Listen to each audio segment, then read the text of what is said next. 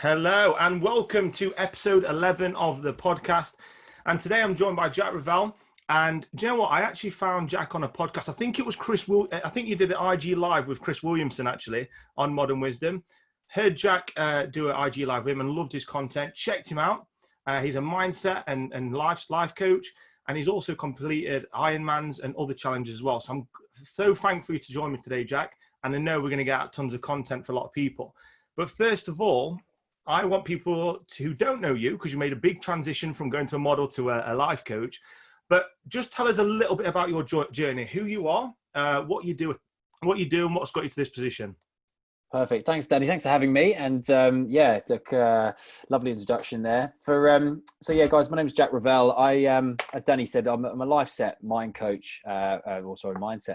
And I've been working in this field for about sort of 3 years. But the transition that I've gone through to kind of get here is a bit of a funny one. My background is actually in sort of modeling, entertainment, acting, presenting, that sort of thing, and I've done that for years. And it's a wonderful industry because you're allowed to be very flexible with your work hours. You get some exciting jobs, you get paid quite well, you get to travel the world, you get to meet some amazing people, and so it definitely served its purpose for a long time. But I brought myself back into a bit of a place where I thought, right, I need to look a bit more long term. And unfortunately, there was a few elements of it that didn't marry up with what I wanted out of life. And so I sort of started looking and searching for a bit more, and did that classic kind of quarter life crisis, 26, 27 kind of age, thinking, wow, what am I going to do with myself for the next sort of 10 years? And I was a bit lost, and actually somebody gave me a life coaching session. And I'll be honest, I'd never had one before. Didn't really know what it was. Was a bit sort of thinking, is it a bit woo-woo? Is it a bit out there?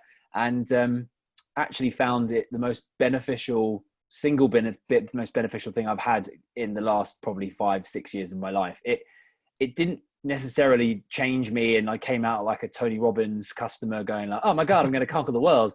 Yeah. But I definitely came out of it with a lot of clarity around what it was that was important to me, and this big word of what everyone calls values. And my values were very much kind of identified, and I was able to really dig deep into what it was I wanted to achieve. And when I understood, kind of almost like, it was like being given a map to my life. I was understanding like where I was going now, and therefore I kind of which road I was going to take to get there. But I knew the destination. So I came out of that, and I basically practiced what I was sort of shown, and what I kind of was new learnings of it all for the next kind of, I reckon, about 1.5 years. And I used to speak to everybody I met about coaching. I'd literally sell it like it was, my firstborn. I was like, this is the best thing ever. This is the best thing I've ever happened to me. Like, you need this experience. You have to go and get coaching. And again, a lot of people were they either understood it, or they were like, what the hell's that? Or, didn't really care. I didn't mind. I just talked to people about it. And then one day, quite a few of my friends sort of said to me, Jack, why don't you go and look at studying this? Like, clearly interested in it. Why don't you just go and see if it's something you could do for a profession, and help others kind of have the same experience as you? And, that kind of led me to sort of doing a bit of Googling. And I'll be honest with you, I found myself putting it off for a long time, because I thought, nah, it's something that's happened to me. I don't want it to become me. But actually, that was just my own sort of limiting belief that was kind of swallowing me up and causing me to procrastinate. So I just one day Googled coaching courses in London, and lo and behold, there was 2 spaces left on a final course happening that weekend. And so I booked myself on, and a few years later, I am sitting here talking to you about that journey. So yeah, look, for me, coaching has been a big life change, but not in terms of the way I look at life. It's just basically cleared up a lot of fluff that was going on around me, that I now can get out of the way and really see clearly where I'm going with my vision. And my mission in life is to essentially get everyone to a point where they are so focused and so committed to what they really want in life that they just don't have any obstacles in the way. That's it. If you can look at your life and go, yeah, I know exactly where I'm going. That's me. For me, that's job done. Well, that must have been quite a conflict though for you, going from, oh, I'm this presenter, I'm this model, I've been not doing this on TV, to then going, oh, my new thing is being a coach. You must have found that. Did you find the conflict at first quite difficult in transitioning over to that? Did you not feel, and how did you overcome that? Because I think a lot of people, are going to be listening to this going in doubt, in uncertainty. There's so much going off right now, and they may be listening to this going, well, I wonder if that would work for me, or something like this would work for me. And what did you find that really helped you? So I suppose if you break it down into a few elements, the first element is what are you missing, right? And to sort of speak from experience here, what I was missing in my life was the element of control. So I like to know what's going on in my life as much as the next person does, but I also enjoy the feeling of spontaneity and having that kind of not excited feeling of, oh, I'm not sure what's around the corner in terms of progression in life, you know, and not knowing what's coming next, but being excited for it. There's actually a phrase, there's a Latin word that's amor fati, so AMORFATI, and it just basically means the love of fate. So it's when you are able to really just take life as it comes, you know, you usually will find your way, and whatever happens, and that's just the way it is. So for me, I felt like my modeling career and everything was going really well, and I enjoyed it, but I felt like I didn't have control over where it was going. I was constantly relying on other people to give me the work. I was waiting for the phone to ring. It was that kind of level of where I was at. And so therefore I was then finding things to fill my time. I'm a very ambitious person. I'm a very high agency person. So if I get into something, I go full blown into it. Like it's literally, a lot of people that know me well will describe me as kind of all or nothing. You know, if I want to one day run a marathon, sod that, I'm going to run an Ironman, or, you know, something like it's that kind of mentality that I kind of go down. So for me, it was like, right, well, what would make me kind of take control of my life? What would be the thing that would allow me to have that vision that I could create and sort of design my life by?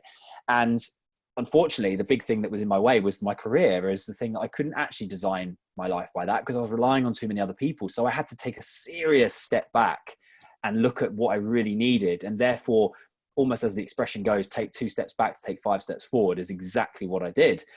But then it didn't come naturally. And again, it comes down to that serendipitous moment of, if I'd never got coaching, would I have ever gone down this route? If I'd gone to see a therapist, would I maybe been a different outcome? Would it have been, if I'd actually just chatted to someone about it, maybe would this have come about? But I don't like to think of what could have been, because that's irrelevant. It's what's happened that's relevant. And it's actually what's happening right now that is going to shape what happens tomorrow, and what happens the next day, and what happens the day after that. So, you know, there's the expression that goes, nothing's certain until it happens, which is so true, because you can't predict the future. Nobody can predict the future. If they could, we live in a very boring world. But you can set yourself up for the best possible way to let the future be the way that you want it to be, and design it the way you want it to be. And for me, coaching was the key to the door of allowing me to do that. But in answer to your question, in terms of like, how could somebody else transition from that? I think, as I said before, is the question of, what are you missing in your life that you think you need to make you happy? And happiness could come in all shapes and sizes. But when you really think about happiness, what does it mean to you? Is it something to do with you, or is it to do with your family? Is it with your friends? Is it to do with like money and materialistic objects, or is it about actually experiencing things and being able to have freedom, time? There's so many elements, and it just really depends on the person. So that was a foundation that I kind of had to lay down. The other thing I struggled with was the identity side of it. Yeah. Because it's going to sound quite cliche, but a lot of people who move into the coaching world are kind of put in the same category as yogis and vegans, right? And I am plant-based, so I am keeping up with that stereotype. But you're fitting them all. You know what I mean? It's fitting them all. Yeah, I'm not wearing any shoes right now either, so there you go. It's that whole, you get put in that category of kind of like, oh, you're doing like a sort of it's not a real job. It's like a bit woo-woo. It's a bit kind of all over the place, and that was hard for me at the beginning, because I had those thoughts because I didn't know the industry well enough. I didn't know what it was all about. And the same thing for like yoga. I'll be honest, I had the thoughts about yoga when I was younger. I was like, yoga, that's not a workout. Go to the gym and pump an iron, that's a workout. But then I realized, actually, when I tried it and I figured it, like, gave it a go for myself, I realized, yoga's actually got some incredible benefits, and it works amazingly for some and doesn't for others. That's fine. That's people's choices. That's what it all is. But the identity thing was a big factor for me, because I was going from someone who was been doing this for 10 years and known for that, and that's what I was known for, to then suddenly reinventing myself and thinking, well, what are people going to think of me? What are people going to say? What are people going to be, reacting to that thing, like, am I going to lose friends? Am I going to gain friends? Am I going to lose respect? So that was a big challenge for me. And it's probably why I put it off for so long in terms of studying it. But the weirdest thing about it was that when I actually dived deep into it, I realized that I wasn't doing it for anyone else. I was doing it for me. And that's what it came back to. And that's what it comes back to when you ask the question of what should someone think or do if they're looking to change jobs or change life directions. It's just, what are you doing it for? Does it serve you or does it serve somebody else if you make this decision? And if the answer is serving somebody else, you need to think about why you're doing that. Okay. If it's serving you, then go for it. Do it, because you're only going to have you to answer to when it comes to whether it goes right or wrong. Whereas if you've got other people to worry about, then it's going to start messing with your mental ability, and you're going to start really, what's the word? You're not going to be able to focus on it fully, because you're going to have other opinions coming in from other directions. I do love that, because obviously what you did there as well is you gave yourself no option. You just went ahead and did it, right? You said, look, this is going to be me now. This is what I'm going to do with my career. And you know what? When I transitioned into doing all this online 4 or 5 years ago, like, I can remember thinking, oh my God, I've just bought a house. I've got no income now from personal training. Oh my God, I have got to make this work. So how have I got to make this work? Well, I've got to, and this is why I obviously reached out to you, Jack, because you show up every day. You're doing the lives. And one of the things that I always tell my clients is the way that you're going to build your confidence and build your self-trust is by doing the work daily, is by stepping out daily, is by experiencing these things daily. And that'll build you up. And I can remember when I quit the PT, did the online, and I was like, oh my God, I've got no money. I think I had 600 quid coming in that month. And I was like, what the hell am I going to do? But I had to make it work. And exactly like you, and I think that actually helped. Maybe you didn't know a lot about the industry, because maybe if you did, you would have gone, oh shit, this is big. This is big. Yeah. And you'd compare yourself to other people and never actually get started. Yeah, no, you're absolutely right. I mean, the comparison thing is a big subject, especially at the moment, because since lockdown and because of everything that's been going on, there's a much more captive audience on social media. And, you look at any company, I mean, Zoom is a great example. Zoom is the company they've now got, I think I read the other day, they've got their market cap is bigger than the 3 or maybe even 4 biggest airlines in the world combined. It was seven. I read it. Is it 7? Oh man, it's like ridiculous.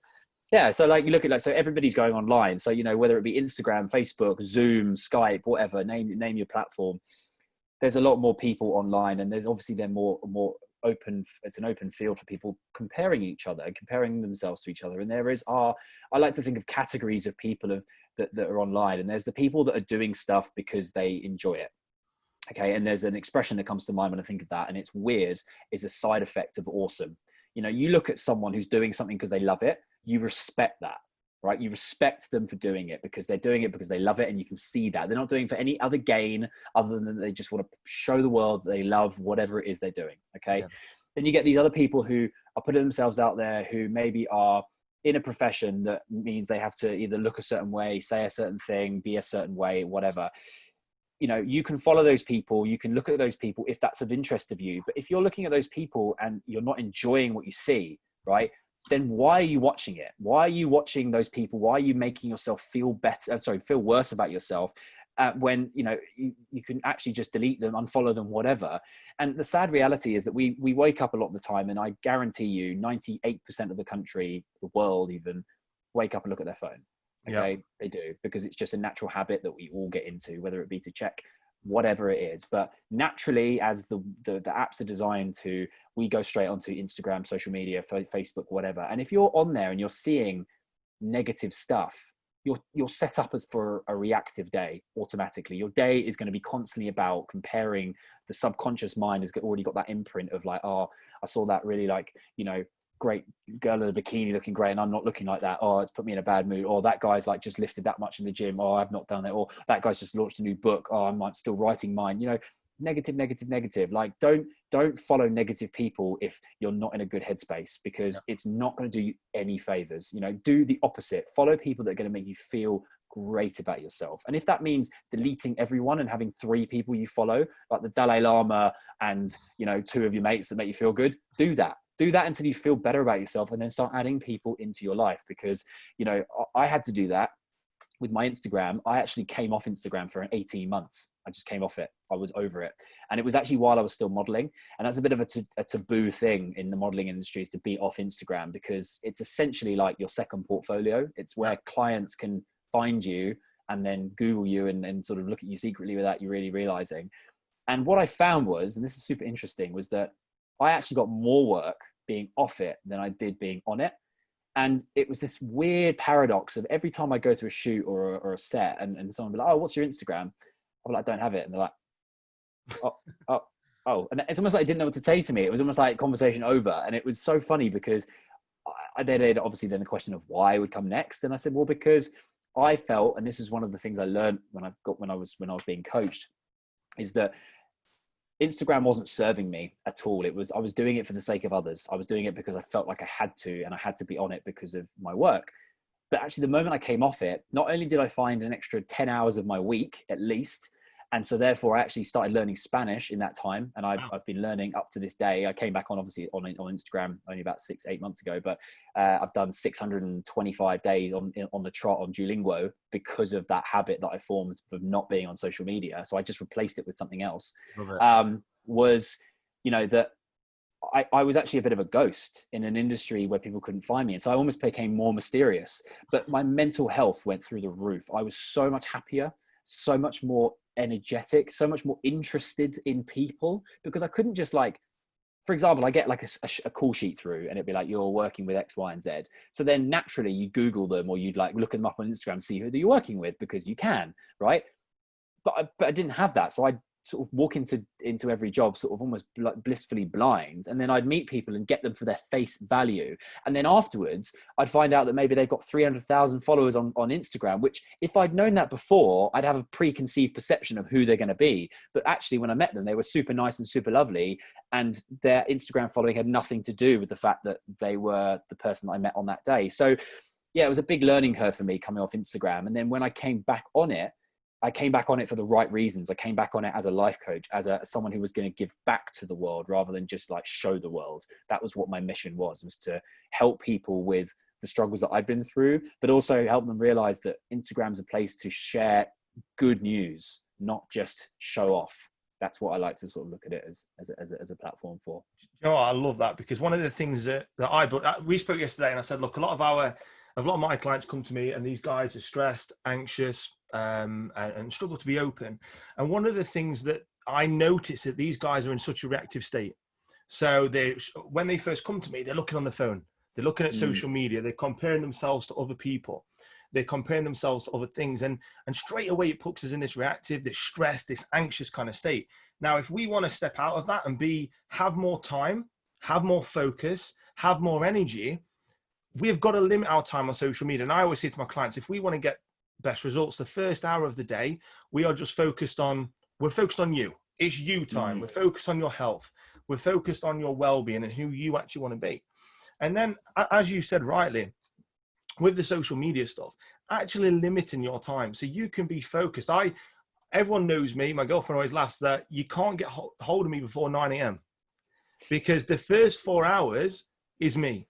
I'm reading books. I'm listening to audiobooks. I'm doing even my meditation or my journaling. I'm doing my workout. All this is my time to get my state of mind right, to get me in a good place so I can serve other people. But when, I fell into this trap, I was comparing myself to other trainers, other coaches. I'm like, God, he's got a fountain of knowledge. How's he got that? And you suddenly fall into this bad place and you end up doing no content and you're just watching others and you feel paralyzed. And that's one of the biggest things that I teach my guys. Look, come off social media or limit it. So we've got more focus, more time, more energy. And that's what everybody wants right now, especially in this day, in this time, what's going off right now. Yeah, it's all about life hacking at the end of the day. And there are some life hacks that do work. And I use life hacks all the time, whether it be to, cook my food quicker or to write notes quicker or to find something on the internet, whatever it might be. I love a hack. But ultimately, you're right. We're living in a world of instant gratification.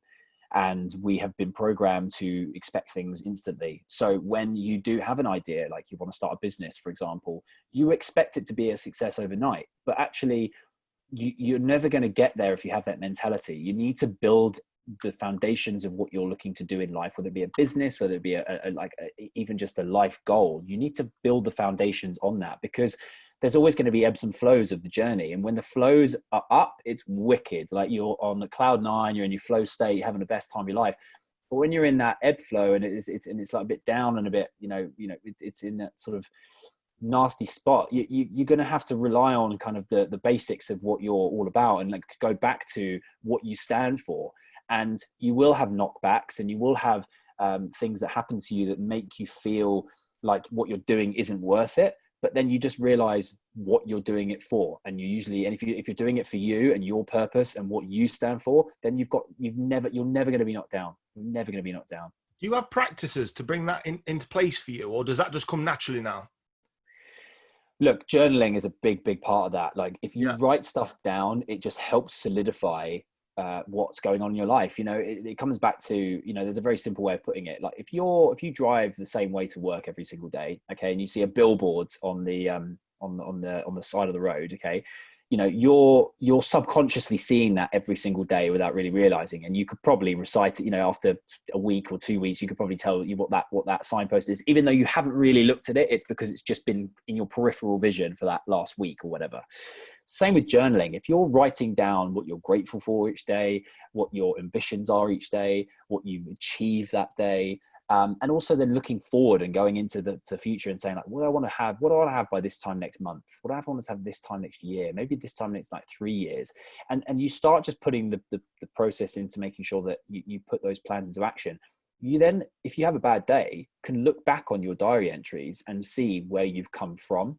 And that is the most powerful way of being able to give yourself self-confidence, because it's your journey. Nobody else has given you that. It's you. You've done that to yourself. And if you can look at it from a point of view of like, to bring back to the Spanish app that I was telling you about before, I think I got to like a year or something. I was pretty impressed that I'd done a year on the trot every single day of learning Spanish. I was like, yeah, this is awesome.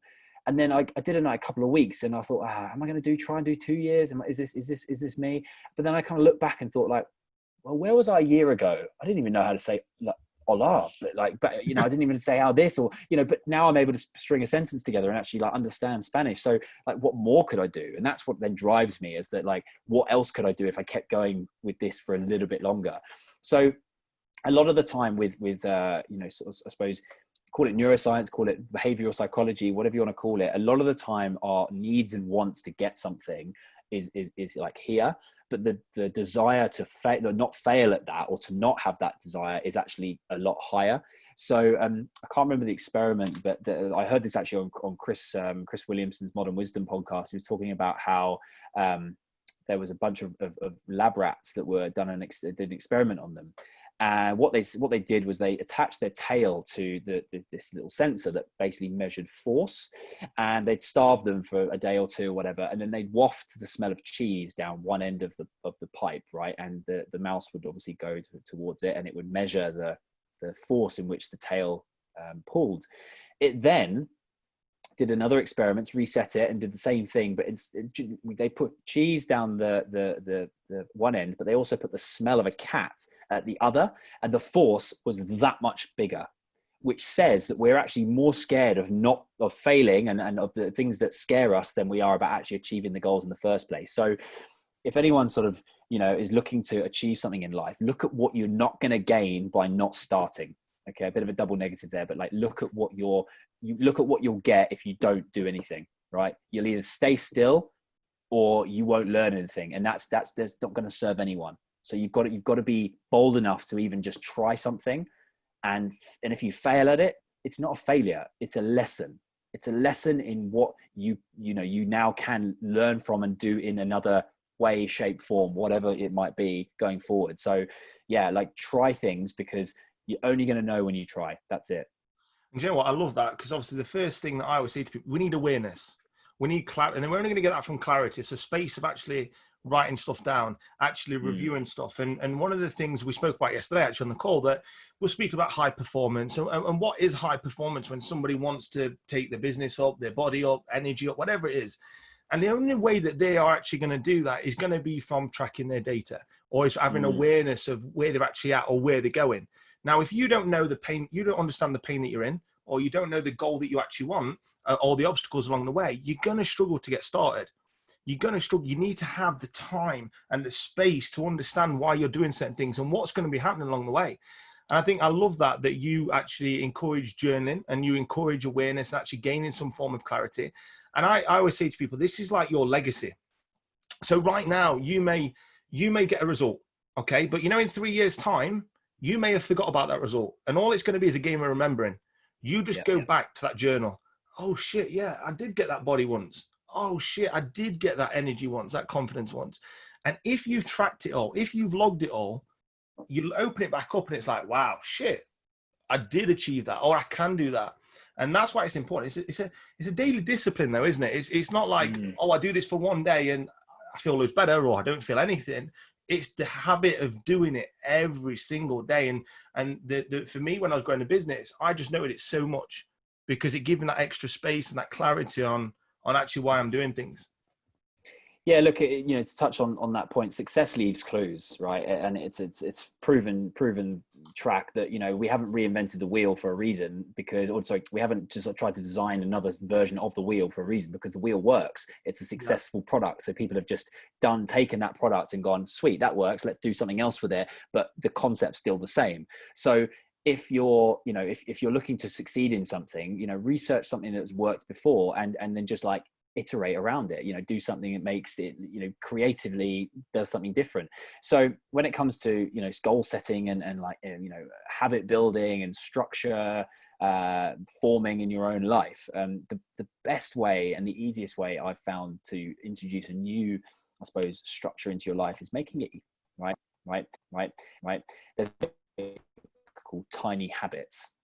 Yeah. And his formation of how you form a habit is very simple. It comes down to basically 3 stages, right? So the first one is that you need to like commit to the actual habit. So first of all, you're going to say, right, what do you want to achieve? Let's talk about fitness. And so let's say I want to get better at doing press ups. So right, where are you at the moment? You can't do 1. Fine. So you start at 1. What's the minimum amount that you can do every day to be able to sort of like get yourself to that particular part? So 1 press up a day is your goal. Okay. No more, no less, 1 press up. So then you look at where and when you can do this in your day. And normally the best way to look at where you can do it is after something that you do autonomously anyway. So something that in your day you do as a habit without even thinking. So we're thinking like brushing your teeth, going to the toilet, putting your coffee on, taking your dog for a walk, making your lunch, whatever it is that you do on a day-to-day basis without fail, attach it to that, because you'll then be able to give yourself the synapses in your brain will go, I've done that, now I need to do this. But in order for that to cement, and this is the key here, and what BJ Fogg says is you need to celebrate it once you've done it.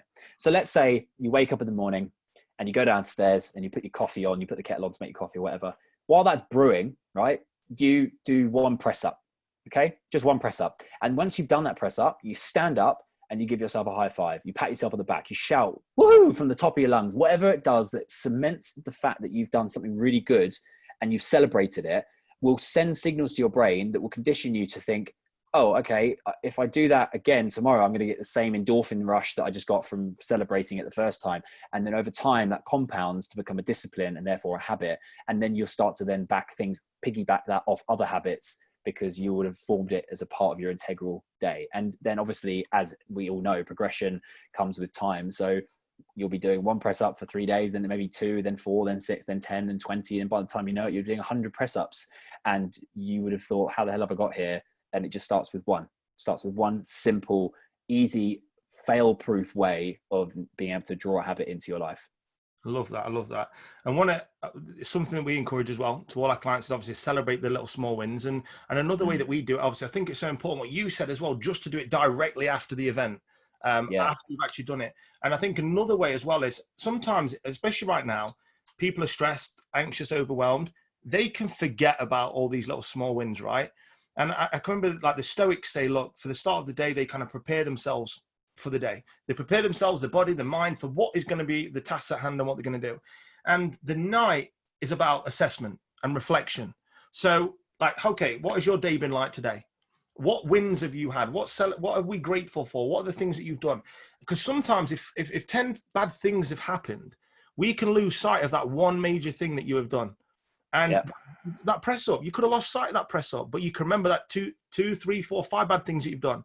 And it's so important to build in these little habits, like you say, and little ways that we can celebrate those habits so we can reflect on them, because it's all these little 1%ers. We're not going to go from there to there, but if we can just have these little 1%ers all day, you've done your press ups, you've done your reflection, you've done this, you've done that, you've done that. Eventually, you're soon going to get to that point.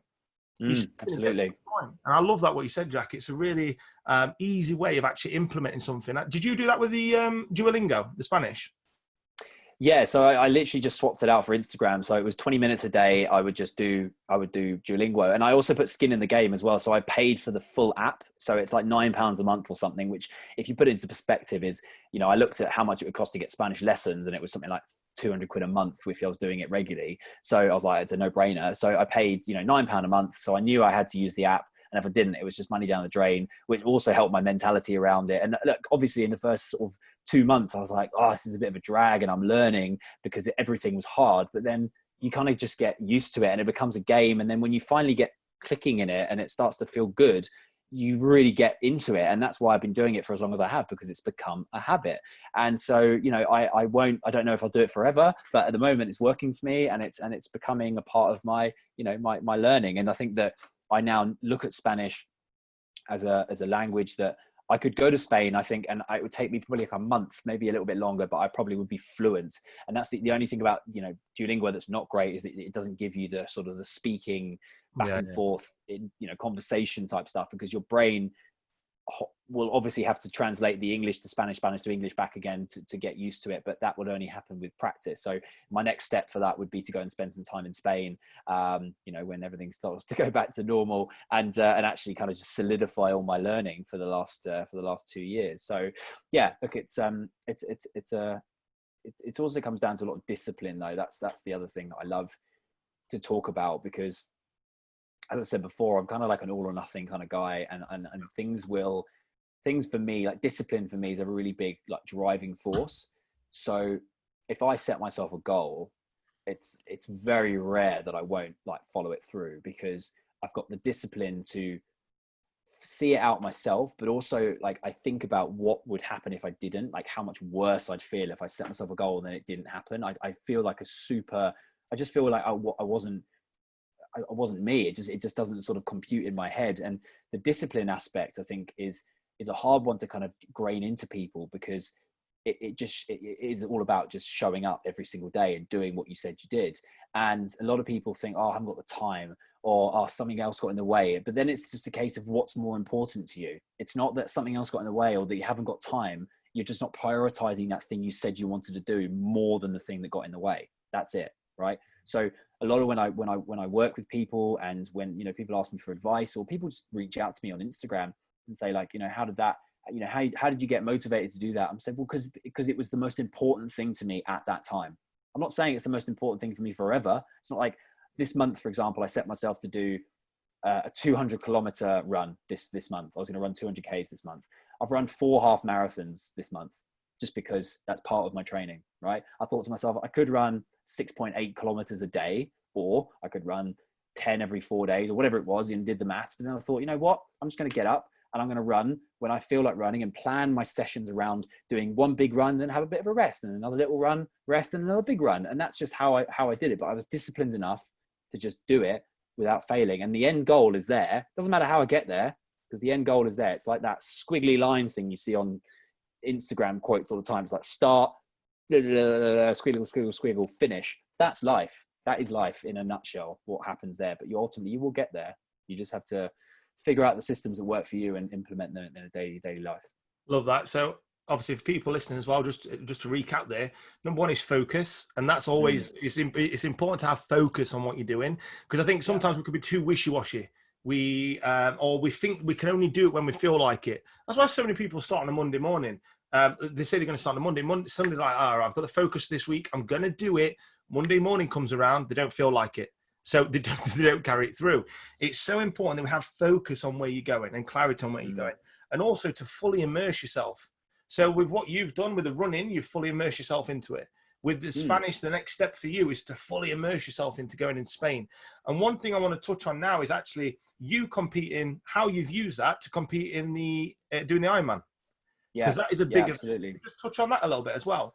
Sure, yeah, absolutely. So, for those that are listening, doesn't know what an Ironman is, it's essentially like an endurance triathlon, but it's a very well commercialized event. It's huge. They do it all over the world. There's something like 130 events a year. But essentially, there is two elements to it. There's a half Ironman, or what they call a 70.3.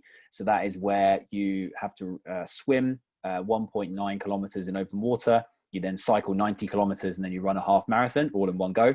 I competed in one of those in February, just been in Dubai. I went out there and ran one of those, which was my first proper event in the sense of an Ironman experience.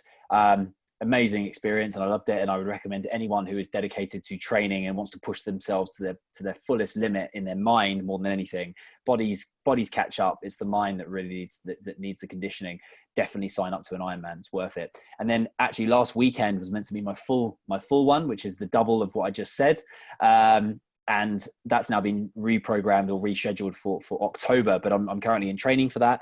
But in terms of the mindset that I got into from that, so to put it into perspective, this time last year, I was 29 years old. I was, it was the summer, having a good time, drinking lots, having a good, just enjoying myself. And I kind of got to that classic 30, oh God, what am I doing with my life type thing, and decided that I was just going to be bold and book myself something that was going to really push my boundaries. And I thought long and hard about it. And I thought, right, could I do something like, could I write a book? No, it wasn't in that stage of my life. Could I go back to university and study something? No, I wasn't really keen on that. And I thought, like, fitness goals. I'm into my fitness and I enjoy my fitness. I'm going to book an Ironman, and I booked it. And it was the best decision I ever made, because it gave me this long-term goal that I knew was on the horizon, and it kept like eating away at me. And in the beginning, I was like, oh yeah, I'll be fine. I'll start training in a bit. But realized the more and more I talked about it, that actually you need to really lay the foundations early for that stuff, So I did it. I started booking in events, and that was the way I got through it, was booking in stuff that I knew I had to do. It wasn't like, oh yeah, me and my mate Bill are going to go for a run on Sunday and we're just going to do this distance. No, I booked myself proper races. So I booked myself my first marathon in the November after September, which was my birthday. So I ran, like, in 10 weeks, I trained for a marathon and did a 3:40 time, which was like I was going for 4 hours, and so I kind of like smashed my own target, which I was super happy with. I then obviously had I had like a load of training over the winter time.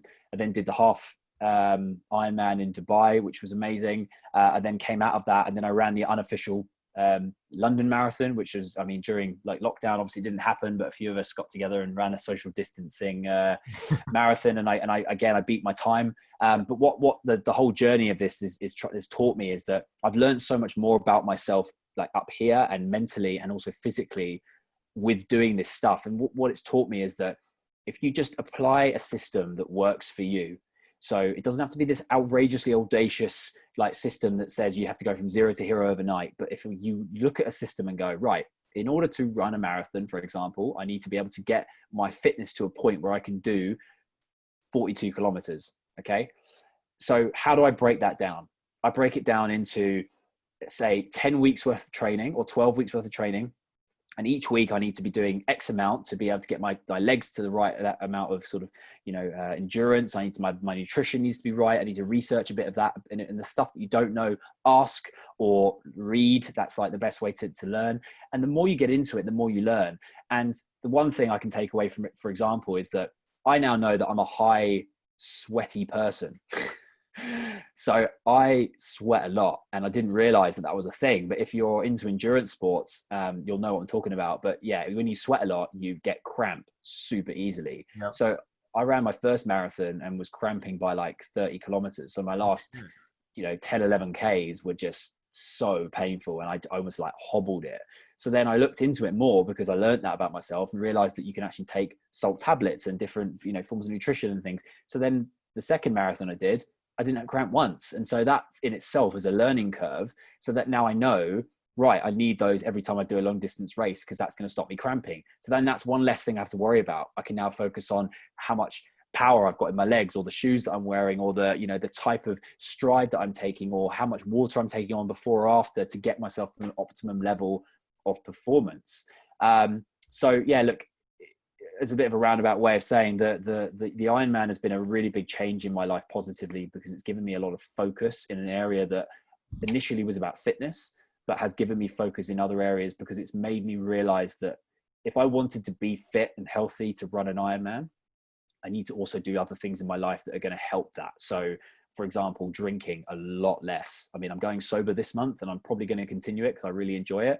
But like, as of my birthday last year, I drink every weekend like most people do.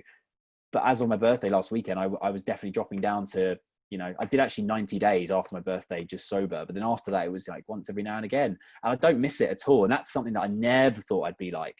I speak to friends of mine who've known me since I was basically 16, and we going out. And I used to be that guy that would drink until the bar closed, but now I don't. And it's just, you just accept that that's how life goes. You change and you develop and you iterate and you create what you actually want in life, and you find out what's more important. And that's again what it comes back to. What's more important in your life? Is it being hungover on a Saturday or Sunday morning, or is it getting up and going for a nice walk or a nice run and to train for an event you've got, or to read a book that you've always wanted to read, or to, do what you do and spend some time meditating in the morning and reading and doing self-awareness knowledge and stuff before everyone else is even up. It's all about choice and choosing what life you want to lead rather than letting others affect you. I love that, mate, because here's the thing, right? You got your ass off the sideline and got into the game, and you fully committed. You went, right, look, okay, I'm going to do this marathon. I've got this North Star of my goal of where I'm going. I'm going to put these little milestones in place about, I'm going to do this run. I'm going to do this next run. I'm going to do this marathon. And you built a system. And that's so important when it comes to any goal. When it comes to you achieving your body, your energy, your business, your confidence, you've got to build a system that's not, because here's the thing, if we just rely on how we feel, well, I can guarantee most mornings after you were stiff and your hamstrings were tight, you probably didn't feel like going on a run. But when you've got this North Star, you've got this goal, you've got this discipline, and you've committed to yourself and maybe committed to other people, it's a no-brainer. You just do it. But it's doing the work like what you've done. It's hard doing the work. We just spoke before this, and you've done a run today. So many people have gone, it's not that sunny today. You know what? I'm going to leave it. But if you actually start to if you have a big goal, you have a system and do the work daily, you'll just start to flow. Yeah. Again, Chris Williamson has, if anyone's listening doesn't listen to him, he's got some really good knowledge about mental models. And one of the ones I love about that is leaning into discomfort. So looking at any situation, so take the rain outside this morning. If you said you were going to go for a run and it's pissing down with rain, so what's going to stop you? Rain. It's just water from the sky. Like, stop being, that guy that doesn't want to go for a run because it's raining. Lean into the discomfort, because you'll never know what like limits. You may actually really enjoy it. You're just never pushing yourself to that possibility. And actually then when it's not raining and it's actually a nice day, how much more could you push yourself, because you're in that frame of mind of like, this is beautiful. I'm on cloud nine. I'm in the best zone of my life because it's the best weather. Like last time I ran, it was miserable and raining. Like I'm going for it. And you might hit a PB. You might, start really bringing down your pace and stuff. So yeah, it's all about mindset around kind of like how you see the world and how you want the world to work for you. You don't necessarily live in this life just to be alive. I think that's just a sad way of looking at life. You need to do things in your life that make you happy and make you feel alive. Yeah. And for me, doing Ironmans right now is making me feel alive. In 10 years time, it might be that I want to climb Kilimanjaro again, or do something that makes me feel alive in another respect. But right now, that's what's making me excited, and so I'm all in for that. Do you know what? I love that, because like I say, it's all about perspective. How can we flip our perspective to get shit done? And if you do that when you don't feel like it, that day one, well, then day two is a little bit easier. Day three is a little bit easier. And like what you said before, if you apply that tiny habit approach of, you know what, I'm going to run 200 meters today. I'm going to walk 200 meters. Tomorrow I'm going to do 250. 3 days I'm going to do 250, 300. Before you know it, you're soon doing 5K, 10K, a marathon. And it's just by having this daily discipline and a system. I want to know, who's your role models? Who's your kind of mentors that you that's got you to where you are today and that's helped you? Who would you say? Wow. Good question. Look, I think if I speak honestly about who inspires me deep down, it's it's probably like my family. So my dad was I lost my dad when I was young, but he was a very successful businessman, and like I didn't know him that well because I was quite young when he died. But I've always had this feeling of like I have to prove myself to somebody, and he was someone who, if he was alive today, would probably I'd like to be proud for him, if that makes Yeah. sense. And then the other person is my mum. My mum is someone who has always supported me regardless of what I do. You know, like I was a little shit when I was younger, and I've got into some trouble and done some naughty things and all sorts. But like it never it never went by her as anything other than just a learning experience. And that's something I've really taken on board, and more recently than ever, just realized that your mum's the biggest, like she's the biggest rock you've got in your life, because she's always going to be there for you no matter what. And actually, when I look at what I am achieving, I I'm not doing it. I'm doing it for me, but I'm also doing it to show the world that I can do things that I want to do, and that nothing stops me, nothing scares me.